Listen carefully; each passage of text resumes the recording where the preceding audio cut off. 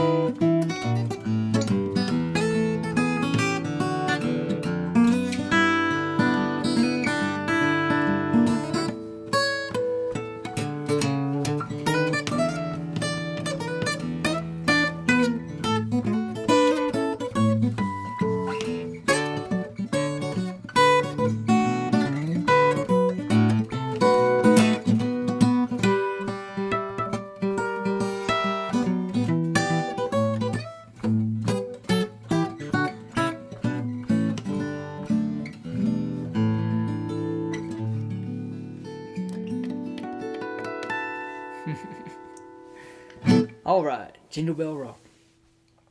Here's another Christmas tune. This tune's called Happy Christmas, War is Over. Here we go.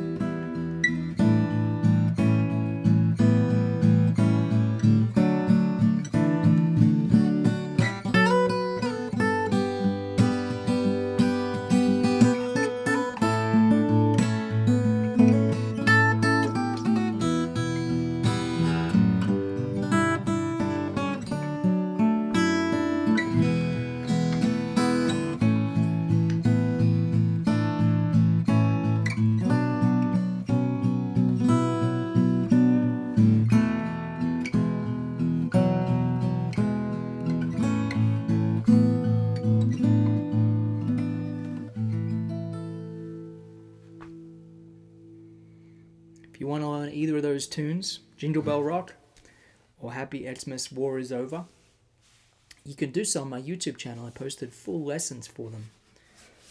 So check that out if you're interested. I'm going to switch over to the electric guitar for a tune now. Let me know if you have any requests. Eileen Cowell says, Joe, we bought your Christmas album last year and listened to it all season. We think it's the best Christmas album ever. Well, I appreciate that a lot, Eileen. For me, my favorite Christmas recordings are Sinatra's recordings. But I wanted to take it in a very different direction. I wanted to make it a pretty intimate collection of solo guitar pieces, because solo guitar is a pretty pleasant listening experience. Doesn't have all the bells and whistles of a lot of the highly produced Christmas albums out there. So there you go. Hi Greg from Zilsey, Queensland. Hope to see Tommy Emmanuel in Rockhampton in May. Yeah, I think Tommy's in Australia coming up. Be sure to grab tickets. Any Fleetwood Mac? I can play a Fleetwood Mac song. I'm just trying to think if I can play Landslide or I can play Albatross. I'll come back to that. Let us know if the stream's coming through loud and clear. I had a report that it might be choppy a little bit. So do let me know if that's the case.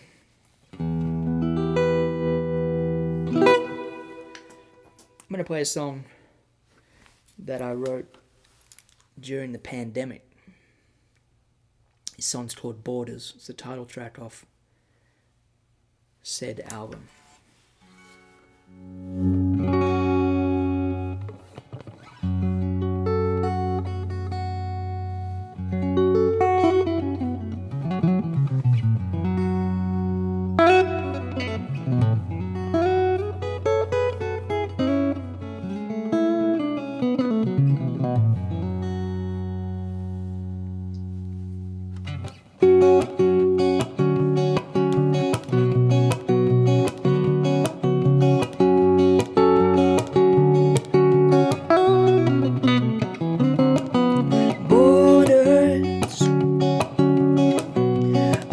Stand between us now.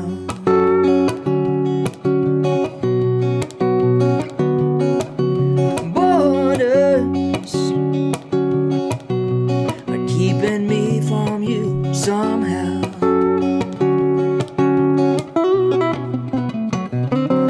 I'd go under the radar if I could. I'd be a camouflage stealth man sneaking through the woods. Passport, yes sir, I got to swab my nose, that's rim my shoes. Borders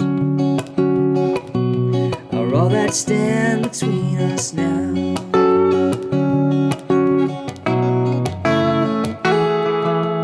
If only I could fly 1,000 miles to you, you could be my bride and make this dream come true. Babe, I need you more than I ever have right now, but we'll make this work somehow. Across these borders,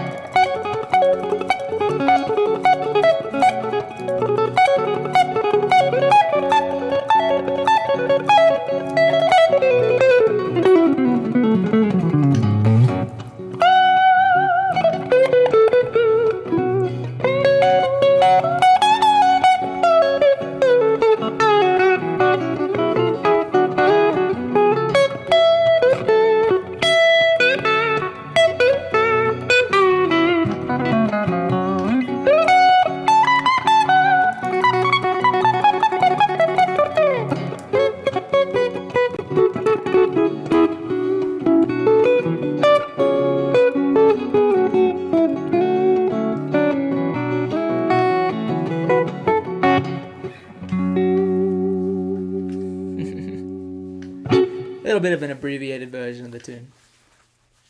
Good fun. I'm glad it's coming through loud and clear. So I see a couple questions I'm going to get to.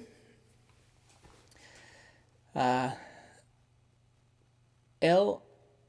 Triponzia says, Joe, do you think it's important to be very good in theory, or is it better to focus more on practice to be a good musician? Well, I think it's better to be good in practice than in theory. No, I'm just joking. I get a lot of questions about music theory, and I have kind of two ways I think about it. On one hand, I think it's good to learn absolutely everything you can and just be totally open to all the different ideas, all the different ways to approach music.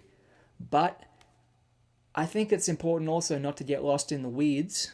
And just about every single person I watch on YouTube who teaches theory gets lost in the weeds, if you ask me. I think it's important to know the fretboard well, so to know the names of the notes on the fretboard, and to know the major scale all over the neck, and the harmonic minor scale, just really basic things like this. I think those are really helpful.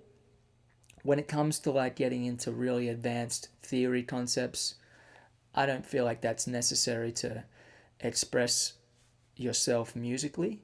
I doubt very much that Stevie Ray Vaughan ever sat down and did an ear training course or any ear training. His ear training was cranking his amps to 11 and playing his heart out in the clubs of Austin. So that's just my take on it. Thanks for the question.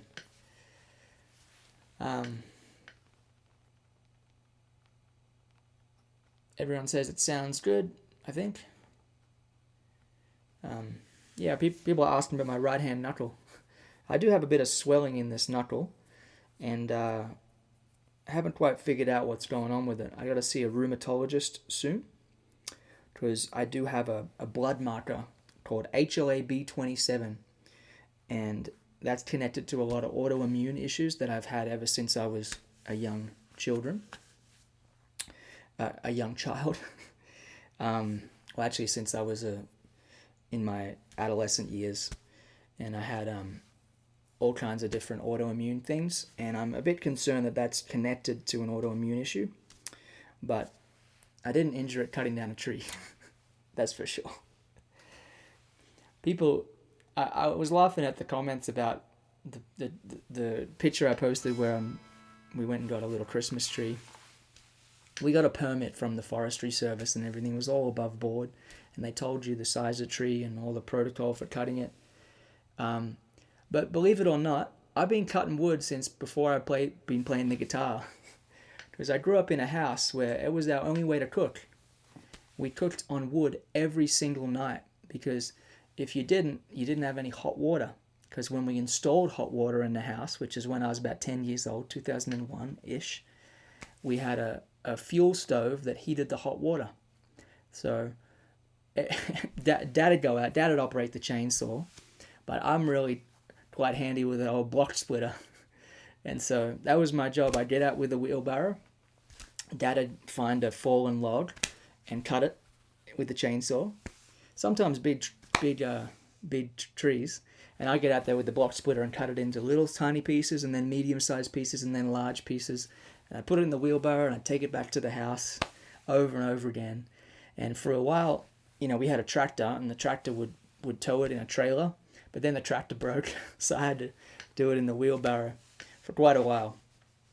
So, anyway, all that being said,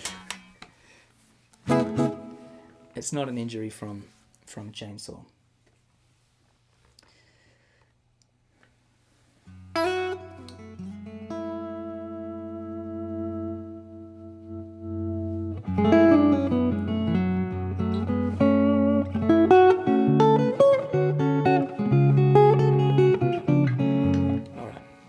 Here's a bit of Summertime. Summertime, and the living is easy. Fish are jumping, and the cotton is high. Your daddy's rich, and your ma is good looking. So hush, little baby, don't you cry. One of these mornings, we're gonna rise up singing. Then you spread your wings, you take to the sky. But till that morning, there ain't nothing can harm you. With daddy and mommy standing by.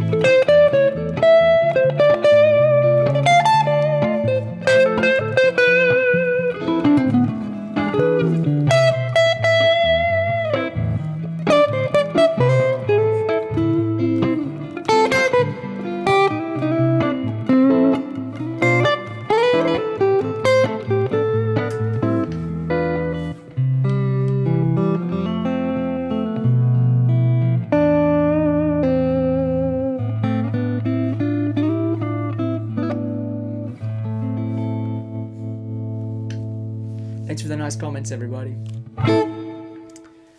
Joe, do you prefer higher strings or close to the fretboard? I like my action to be pretty low, especially when playing fingerstyle acoustic, because if the action's too high, it's just going to make our life much more difficult. And when it comes to playing intricate fingerstyle songs, if I were playing bluegrass music, I would probably want the action to be a bit higher, or gypsy swing music, but I like the action to be pretty low. Bruno says, hey Joe, great performance. A question, when you are going through on your playing, do you see/use the cage system a lot on your transitions? I get this question all the time. I do not use caged at all, and I think it's very confusing personally, but I have some friends who teach it and I do respect them. But to me, when I look at this shape, that's a C chord. That's not a G shape. It's a C chord. When I look at this, that's a G chord. That's not a C shape. It's just so confusing to think of two different notes with regard to the shape and the scale and the chord.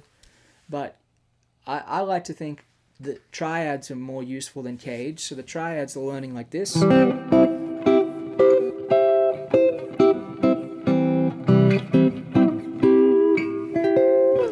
But honestly, the best thing to do is, in my opinion, is to learn the names of the notes on the fingerboard, learn the major scale all over the neck,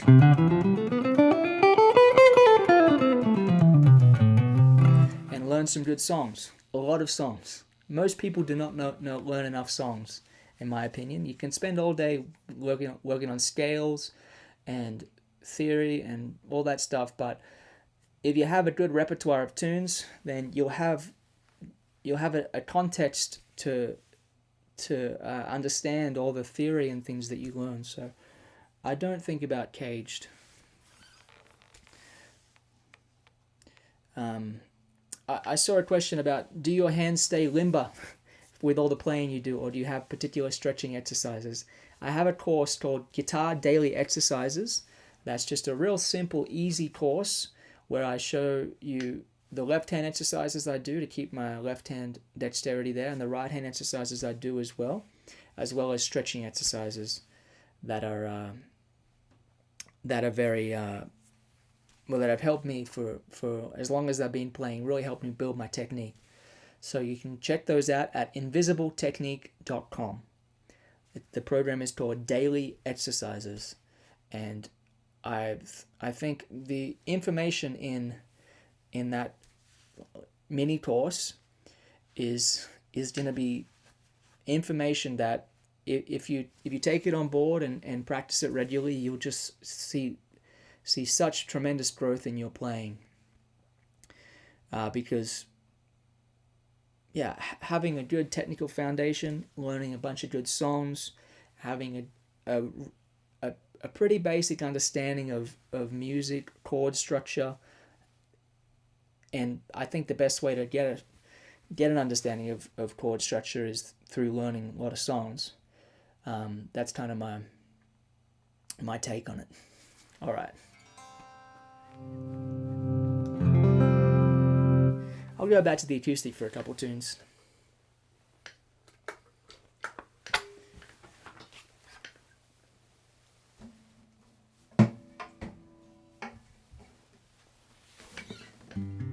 Bunny Barnes says, the new CD arrived today. Can't wait to listen. Thanks, Bunny. For anyone who's interested, you can go to joerobinson.com/Christmas and order copies of my Christmas record. You can get it on vinyl or CD or a high-resolution digital download. joerobinson.com/Christmas.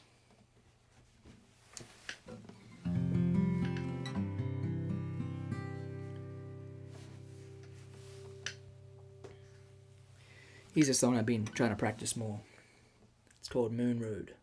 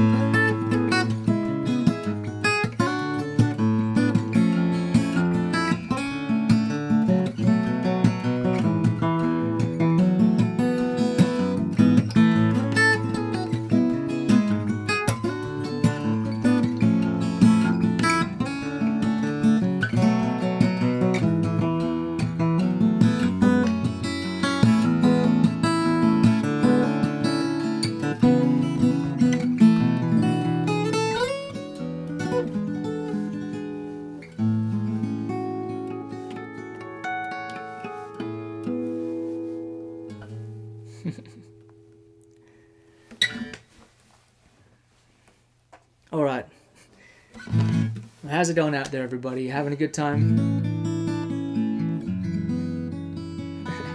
I'm having fun playing for you guys. I've got a few more songs I'd like to play, and then I'm going to have to run because I have a call tonight with my Invisible Technique coaching community. We do calls on Zoom, and if you're interested in being a part of the coaching community, you can go and join the waitlist at invisibletechnique.com. Scroll down where it says coaching community, put your email address into the waitlist. I'll be opening the community again at the end of this month. So it could be a nice New Year's resolution to be a part of a thriving community. There's so many really cool players and people in there asking great questions.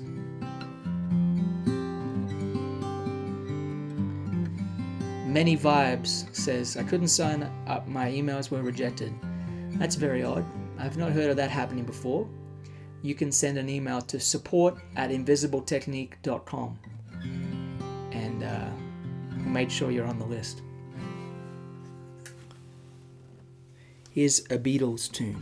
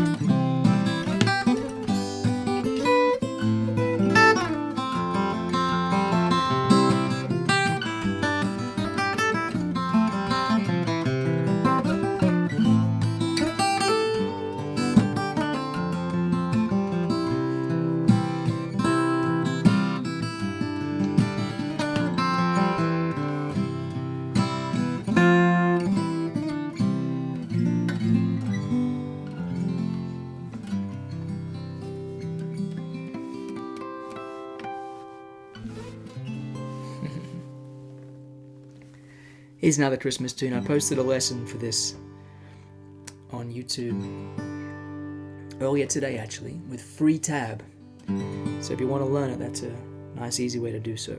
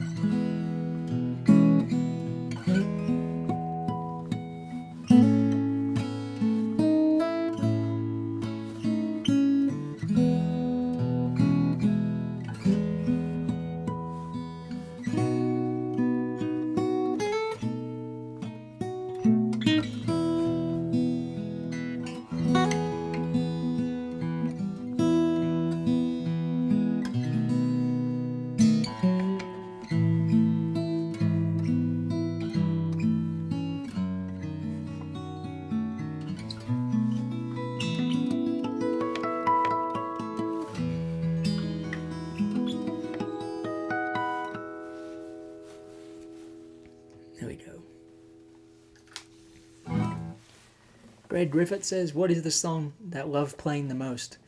The song that I love playing the most is the most recent one I've written. It's always the case. I get time for one more for you all. So we're going to figure out what that's going to be.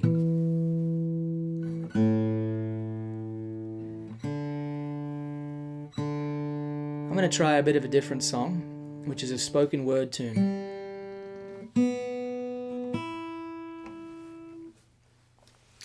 I haven't really practiced this in a while, and there's a lot of words in it. So hopefully I remember them all. Gotta find my capo. I threw it off during summertime. I wrote it about my hometown of Temerdog.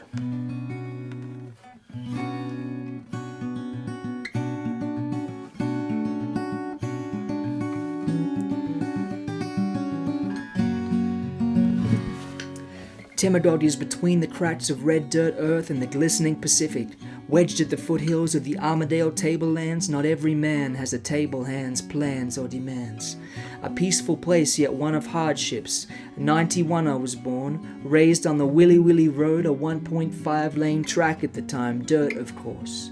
We ate our eggs with yolks, collected our rain with tanks. Coca-Cola, shoes, and new clothes were luxuries of I knew nothing, and what a way to be. I wouldn't trade it for the world, you see. Every part of my being, everything you are seeing is the result of my upbringing, and every song that I'm singing comes from the reeling, the healing, the feeling of those flat acres. Those limestone applegum bunya pine lands, that recipe for a naked flame, newspaper kindling and fallen wood, collected by the two strong hands of my father. 10 years old and I sold my soul. I knew Mum wanted me to play the ivory, but the devil had something else in store for me. It was all I thought about, playing the etudes of Clapton, Cooter, and a healthy blend of the hillbilly hybrid, back porch revival, Australiana, rhythm and booze that sipped out of the jam room every time my parents had a rehearsal or jam session. It made quite the impression on a young Joseph. I turned 16 and started smoking. Not cigarettes, of course, but that 6-string cigar box. Par for the divorce of my Catholic high school, the devil at the crossroads ringing his bell. I became a star of the screen in my small way. The era of reality TV had yet to fade, and the facade, the parade, and the ricochets became all too familiar to me. Girls, pearls, a plastic novelty check, trips to Europe, the Americas, the ghost of Robert Johnson shining down on me. I turned 18 and moved to Tennessee. I didn't know much of Johnny Cash and Company, but I soon became immersed in the craft of writing songs, playing tunes in the American drive, the striving and the thriving to which I was drawn like a heifer to the lick. Trios with the drums and bass, my preferred ensemble. The rumble and the thwack was with what I had connected the dots. A loner, not a stoner, a dreamer, not a screamer, a believer that life is short and art is long. And it was 2016 I discovered some truths. I was hungry once, and through a lens of Zen I once again became 10. That same kid, a meter tall, carrying my sit-string on the way to school. It was all to me, and so once again became. So I'm back for more. The 4 a.m., 14-hour day, 100-hour week. A constant striving for a thoughtful meaning between these frets. And I won't rest but to take a breath. I don't know what is left, but I know what is next. The limitless oceanic set of opportunities open to every one of you and me. And though a lowly serf from the Temerdog plains, here I am, playing live stream number 90, and shall remain.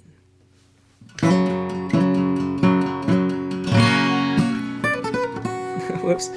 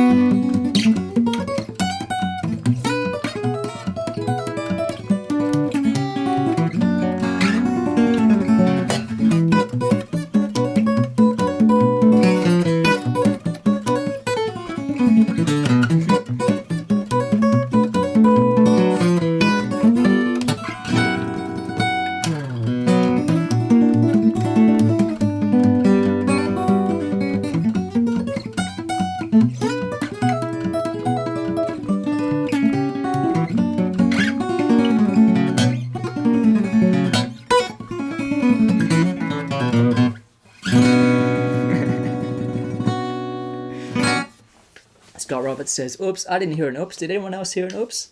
I just had to see if you were paying attention out there. No extra charge for mistakes. I saw a question, who inspired the poetry? And it's an interesting question because I was inspired by, I would say, 2 books. One book is called Passage Meditation by Eknath Easwaran. And it's basically a book about meditating in which you recite passages. And you can recite passages from any spiritual tradition or philosophical tradition. And I was quite interested in the Taoist Tao Te Ching, basically, and I memorized a lot of those verses, and it's kind of a good experience. I had about 30 minutes continuously memorized at one point. That was the most I got to. I was doing 30 minutes of meditation a day, and the other book is called The Artist's Way by Julia Cameron, which is a really wonderful book, and one of the techniques she recommends for kind of exploring your subconscious creativity is morning pages. So you just get up in the morning and then you just write stream of consciousness things. And one day I wrote that. So there you go. All right. I hope you all have a great rest of your weekend. I'll see you all again very soon. I got to jump off and jump on a Zoom call with my Invisible Technique coaching community. If you're interested in joining the community, we're opening it again in just a few weeks toward the end of this month. So join the waitlist. Check out my Christmas album, Christmas Au Chalet. And I do have a tip jar for these live streams. The tip jar is joerobinson.com/tipjar, TIPJAR. Thank you in advance to anyone who chooses to leave a tip. I'll see you all again real soon, and thanks very much for tuning in. See ya.